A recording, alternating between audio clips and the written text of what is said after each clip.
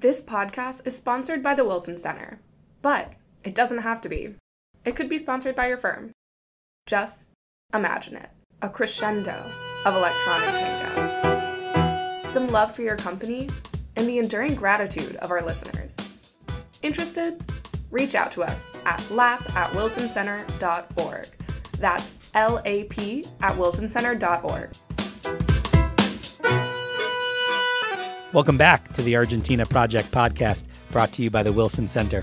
I'm your host, Benjamin Gedan. And I'm your producer, Katie Hopkins. Today on the podcast, Benjamin is joined by Nicolás Saldías, a senior researcher here at the Wilson Center's Argentina Project, to discuss how Argentina's powerful unions and restive social movements could complicate life for whoever wins Argentina's presidential election. On to our interview.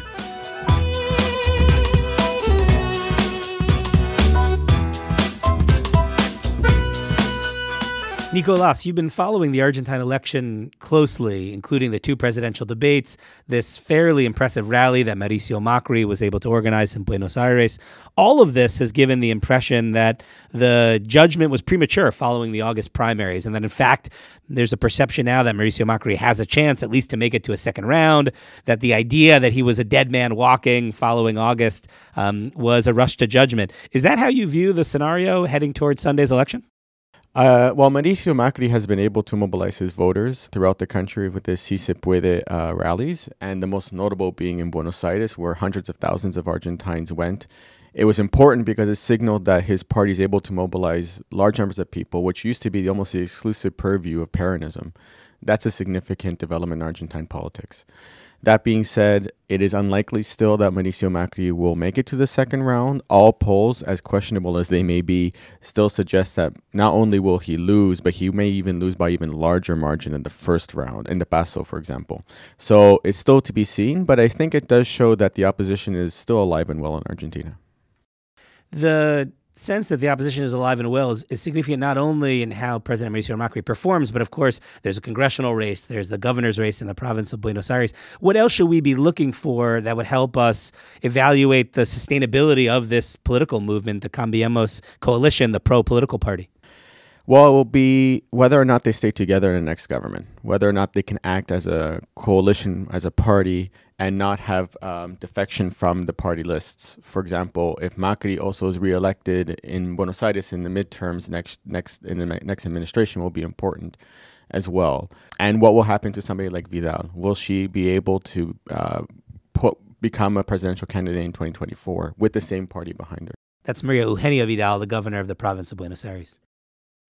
We have the city race, of course, where it seemed like it would be the last, was the original bastion of the Cambiemos coalition and the pro-political party. You've talked about keeping the coalition together. I imagine you have in mind whether the radicals will be wooed by Alberto Fernandez, the Peronist candidate who was successful for a time in bringing the radicals to Peronism under Nestor Kirchner, if I remember correctly. Yeah, the Radicales K.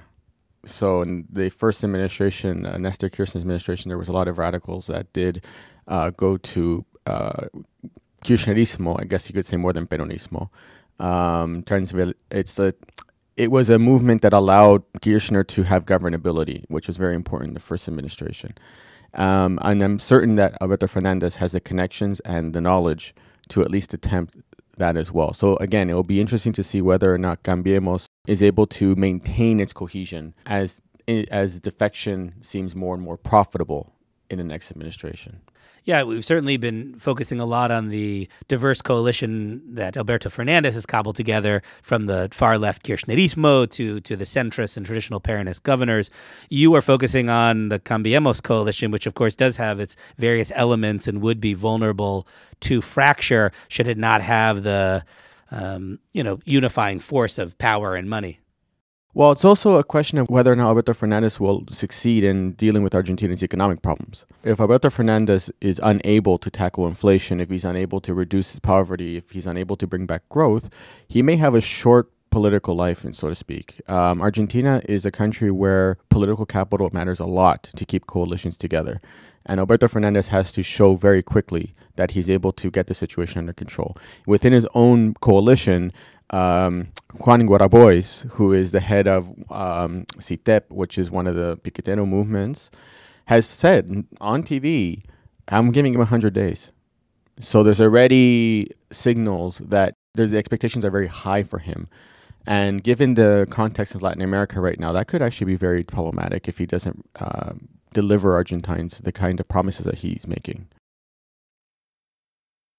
It's interesting, the picture you paint. I mean, looking around at recent protest movements now in Chile, recently in Ecuador, political uncertainties in Peru and Haiti, one might think Argentina would be particularly prone and vulnerable to protest movements. But if they were to occur, wouldn't they be occurring now under this non-Peronist government versus a Peronist government likely to be elected with a lot of support from unions and the very civil society protest movements that Cristina and her political movement have long controlled?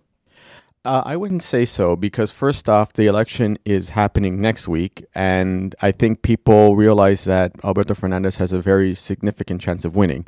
So people are just having a wait-and-see attitude to this sort of situation. Also, unlike other countries in Latin America, Argentine civil society is highly organized. So that means that you do have structures that can maintain popular dissatisfaction, but it can also unleash it. And so this is the poison chalice, so to speak, of Argentine civil society. So it's interesting. So the idea of this democratic outlet for discontent may be calming the Argentine streets right now, a political transition coming up soon. But even under a Peronist government, there is this possibility that absent general strikes, you may still see organized civil society expressing some frustration.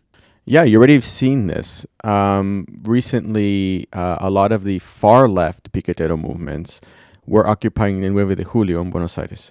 And so the thing is that in Argentina, you have social movements which do not respond to Alberto Fernandez and Peronism, which are on the far left.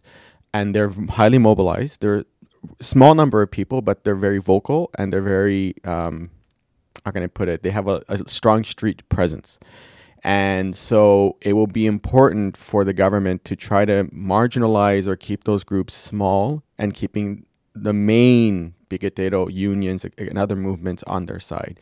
And Nicolás, these are the movements that have their origin by and large with the 2001-2002 economic crisis? Well, actually, they go back a bit further than that. The origins of the picadero movement were in 1997, 1996 in Neuquén, in the south of Argentina, and other parts of the interior. And then by 1997, 98, they had integrated themselves into the Gran Buenos Aires, La Matanza, for example. And from there, they grew significantly with the economic crisis and the unemployment crisis that hit Argentina by 2001, as you stated. And after that, they became significant political actors. Look, before we conclude, looking forward, it's all hypothetical now. Of course, we don't know who's going to win, what their congressional majorities will be like, their coalitions of governors. If it plays out as we think it might on Sunday, what is the possibility that you get these early wins and the scenario that you've been pointing out, which has been quite dark, plays out very differently, that you have a consolidation of Alberto Fernandez's power, you have this strong coalition of Peronist governors, you have a couple quick economic wins, maybe the market is calmer because the political uncertainty is resolved. Then what do we see? Well, if there is a positive outcome for Alberto Fernandez, that will be important for him to consolidate his own power. That will give him the political capital to potentially stem fears that the divisions within Peronism can stall his own agenda and may actually help isolate Cristina Fernandez's Kirchner's influence inside the party. If he does not succeed, that will increase la grieta, so to speak, inside Peronism. It will be interesting to see whether or not Alberto Fernandez can actually capitalize politically on any type of economic success that he may see. A lot will depend on the 2021 midterms. And as you've suggested, he's obviously entering office without any real tailwinds, either externally. You have a continued trade war by all accounts. The commodity prices are modest, and then internally, obviously, the finances are in disarray. Nicolás Saldías, thank you for joining us again. We really appreciate your insights, and we'll talk after the election. Perfect. Thank you. And thankfully, our producer is a wonderful editor. That's me, Katie Hopkins. If you enjoyed the show, subscribe to the Argentina Project podcast on SoundCloud and sign up for our weekly newsletter at wilsoncenter.org/weekly-asado.